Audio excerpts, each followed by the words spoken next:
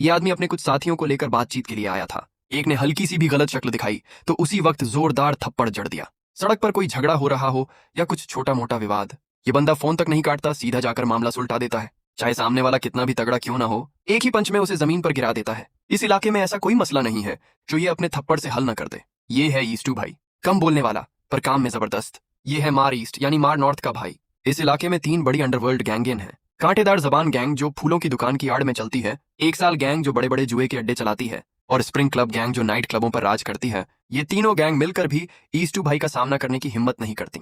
अब तक तो आपको लग रहा होगा कि ईस्टू भाई किसी माफिया गैंग का सरगना है, लेकिन सच्चाई ये है वो एक क्राइम ब्रांच का अफसर है। उसका काम करने का तरीका सबसे अलग है। उसकी अनोखी स्टाइल से पूरे इलाके में एक संतुलन बना हुआ है।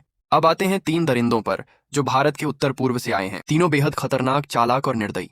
इनमें से एक है लंबे बालों वाला जाकिर, जो उधारी और सूदखोरी से कमाता है। उसने कांटेदार जबान गैंग के एक मेंबर को पकड़ा जिस पर 3 करोड़ का कर्ज था, पर जाकिर ने उस पर ब्याज ऐसा चढ़ाया कि रकम 2 अरब तक पहुंच गई।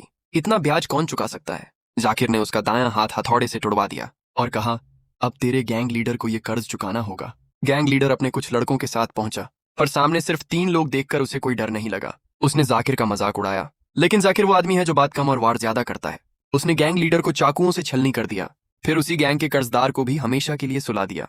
उधर स्प्रिंग क्लब गैंग का मालिक कैलाश ईस्टू भाई को शराब पिलाने बुलाता है, पर ईस्टू भाई ड्यूटी पर है, शराब नहीं पी सकता। वो उठकर जाने ही वाला था कि तभी कुछ लड़कियां आ जाती हैं। लंबी टांगें, कातिल अदाएं, खूबसूरत चेहरे। ईस्टू भाई घड़ी देखता है, शायद उसकी शिफ्ट खत्म होने वाली थी, तो वो भी कैलाश के साथ रंगीन रात का मजा लेने चला गया। उधर उत्तरी गैंग के तीनों दरिंदे उसी केटीवी क्लब में पहुंच चुके थे।